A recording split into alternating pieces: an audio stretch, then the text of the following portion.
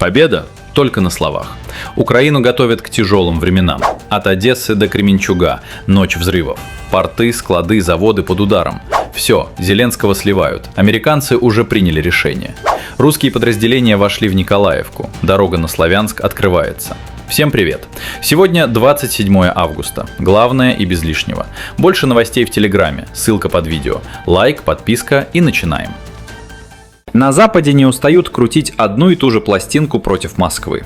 Каждый день со страниц западных изданий и из уст европейских политиков звучит одно и то же. Киев побеждает, а раз так, надо и дальше заливать его деньгами и оружием. Аргументы не меняются годами. Москву объявляют главной угрозой, которая спит и видит, как напасть на всех подряд. Вот только на фоне реального положения дел такие речи европейских лидеров звучат оторванно от жизни. Свежий пример – интервью президента Финляндии Александра Стубба. Приехав в Киев, финский лидер принялся убеждать всех в успехах украинской армии и рисовать картину скорого краха России. И делал это с напором, будто исход уже решен. Если оценивать военную ситуацию, то украинский контрнаступ очень силен, он длится уже где-то от 8 до 9 месяцев. Давайте посмотрим на цифры. Вы уничтожаете от 30 до 35 тысяч российских военных в месяц.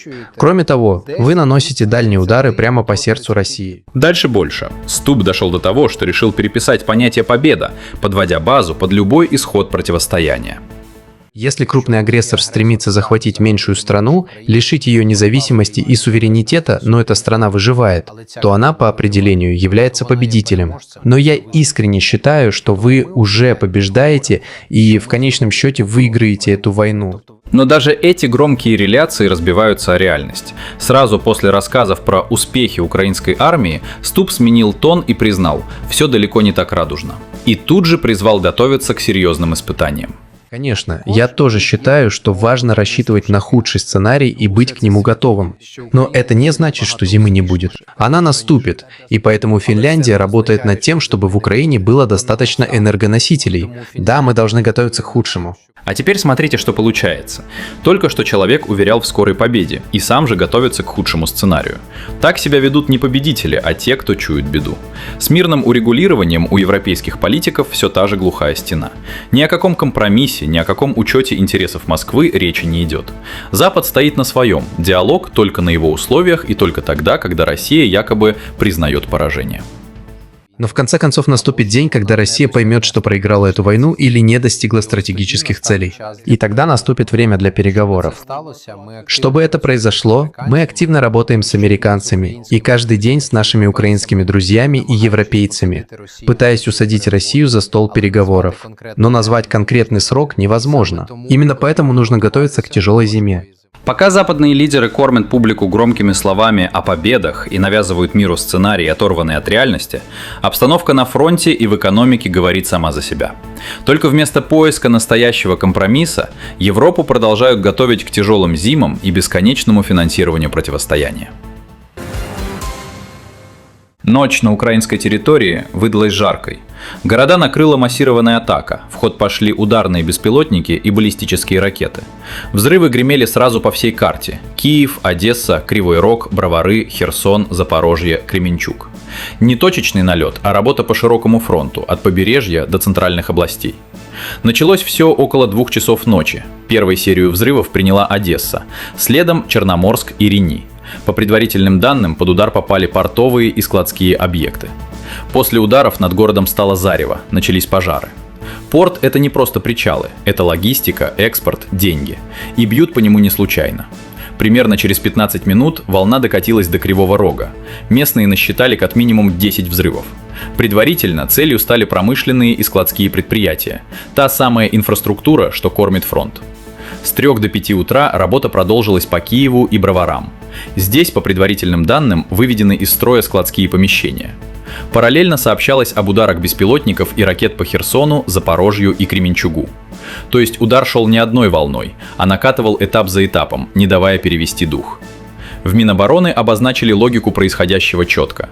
Целями, как и раньше, стали объекты военно-промышленного комплекса Украины, а также предприятия металлургической и нефтеперерабатывающей отрасли. Ничего случайного, только то, что работает на военную машину и на бюджет Киева. Удары вышли мощными.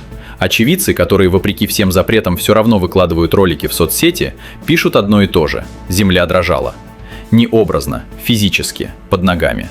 И это уже не первая такая ночь. Картина складывается предельно наглядная. Пока с трибун звучат слова о скорой победе, реальная война идет по заводам, портам и складам, по всему, что позволяет держаться на плаву. И такие ночи говорят о положении дел куда честнее, чем любые заявления европейских лидеров. А теперь взгляд с той стороны. На Западе все активнее обсуждают смену тактики киевского руководства. Политолог Гилберт Доктороу подмечает любопытную деталь. Зеленский предлагает Кремлю не полноценный мир, а лишь выборочные локальные перемирия. Речь о прекращении огня в Черном море и вокруг портовой инфраструктуры, той самой, от которой напрямую зависит экспорт зерна и приток валюты в украинскую казну.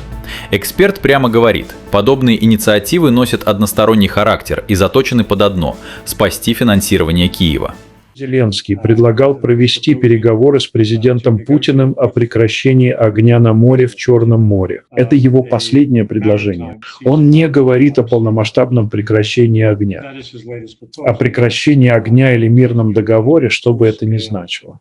Он говорит о сокращении российских атак на корабли в Черном море и на суда, находящиеся в гавани различных украинских портов. Со стороны Зеленского необходимо разрешить проход судов, перевозящих зерно, на долю которых приходится около половины всех валютных поступлений Украины. Логика прозрачна. Зеленскому нужно любой ценой удержать морской коридор, потому что зерновозы – это половина валютной выручки страны. Отними этот канал, и бюджет затрещит по швам. Вот почему из Киева и звучат просьбы о частичной сделке. Но Доктороу тут же объясняет, почему для Москвы такие половинчатые размены не стоят вообще ничего. В интересах Украины, чтобы такого рода частичное прекращение огня было согласовано с русскими, но абсолютно не в интересах России соглашаться на это самой. Это ответ России на нападение Украины на российские нефтеперерабатывающие заводы и объекты по экспорту российской нефти и газа. Это экономическая война, которую ведут обе стороны. И это ключевой момент. Удары по экспортным маршрутам не самоцель, а ответ на украинские атаки по нефтепереработке. Экономическая война идет с обеих сторон, и вырвать из нее один удобный Киеву кусок не получится. На Западе это уже поняли. Время временных компромиссов и красных линий прошло. Москва намерена идти до конца. Какие задачи стоят перед Кремлем для завершения противостояния, Доктороу говорит открыто. Нейтрализация Украины, смена правительства – вот военные достижения, которые позволили бы выполнить первое и самое важное. Или первые 2-3 пункта, которые президент Путин обозначил, когда начал специальную военную операцию. Денацификация – это еще один способ сказать о смене режима. А теперь самое интересное. На фоне жесткой позиции Москвы из Штатов пошли крайне показательные сигналы. В американских кабинетах все отчетливее звучит мысль о неизбежной смене фигур в Киеве. По словам Доктору, внутри самой Украины оживились структуры, подконтрольные антикоррупционным органам, что создавались под патронажем Вашингтона. На прошлой неделе мы стали свидетелями действий против Зеленского. В частности, бывший премьер-министр заявил, что сам Зеленский причастен к коррупции, а агентство по борьбе с коррупцией, которое Соединенные Штаты заставили Зеленского восстановить, взяло Зеленского в оборот. В то же время Федоров, недавно уволенный министр обороны, призывает к проведению выборов. Мне трудно поверить, что все эти события, 2 действия против Зеленского, произошли без твердой поддержки со стороны Соединенных Штатов. Сложите факты. Вдруг заговорили о коррупции Зеленского. Антикоррупционные агентства внезапно взялись за офис президента. И явно не без нажима из-за океана. Вы правда думаете, что все это закрутилось само собой, без отмашки сверху? На Западе в случайности не верят и прямо намекают, кто дергает за ниточки. Картина складывается недвусмысленная. Попытки выпросить паузу на критичных для бюджета направлениях уперлись в жесткое «нет» от Москвы. А тем временем в Вашингтоне уже открыто просчитывают расклад, в котором Зеленскому места не находится. Проще говоря, своего же ставленника начинают потихоньку сливать. В сети пошли первые сообщения о прорыве российских подразделений в районе Николаевки. Это восточнее Славянска. Сразу несколько источников указывают на одно – обстановка на этом участке заметно поплыла. и поплыла не в пользу украинской обороны. Причем тревожные сигналы отсюда идут уже не первый день. Еще 20 августа сообщалось о попытках российских подразделений блокировать гарнизон Николаевского укрепрайона и отрезок его от Славянска. То есть замысел читался заранее. Не лобовой штурм, а изоляция узла обороны. Затем появились сведения, что штурмовые группы просочились в городскую застройку, а к 26 августа речь пошла уже о боях непосредственно в черте города и о потере украинскими подразделениями внешнего оборонительного контура. Динамика говорит сама за себя. За считанные дни от подступов до боев внутри города. Значение Николаевки переоценить трудно. Городок сидит на одном из ключевых подходов к Славянску и фактически встроен в систему обороны всей славяно-краматорской агломерации. Поэтому просадка обороны именно здесь бьет куда шире одного населенного пункта. Закрепятся российские подразделения, расширят зону контроля, и перед ними открывается прямая возможность давить на позиции украинской армии уже на восточных подступах к Славянску. Но списывать украинскую оборону со счетов пока рано. Даже те, кто сообщает о продвижении, признают, обстановка нестабильна. Николаевка остается зоной активных боев, и окончательные точки там еще не расставлены. Но не заметить перелом в самих формулировках невозможно. Еще недавно сводки говорили о попытках приблизиться к Николаевке. Теперь о боях внутри города и возможном прорыве обороны. Разница принципиальная. Если тенденция подтвердится в ближайшие дни, речь пойдет уже не об одном городке, а о начале нового этапа сражения за Славянск. Итак, давайте подведем итоги за сегодня. Финский президент прилетел в Киев, и вместо разговора о мире снова рассказы о победе, а под занавес про тяжелую зиму, к которой надо готовиться. Ночью от Одессы до Кременчуга гремели порты, склады и заводы. Из-за океана тем временем пошли сигналы, которых Зеленский боится сильнее любого прорыва. В Вашингтоне начинают давить на Банковую, а под Славянском бои уже перекинулись в саму Николаевку. В итоге громких слов о победе все больше, а реальных действий по мирной инициативе все меньше. А вы что обо всем этом думаете?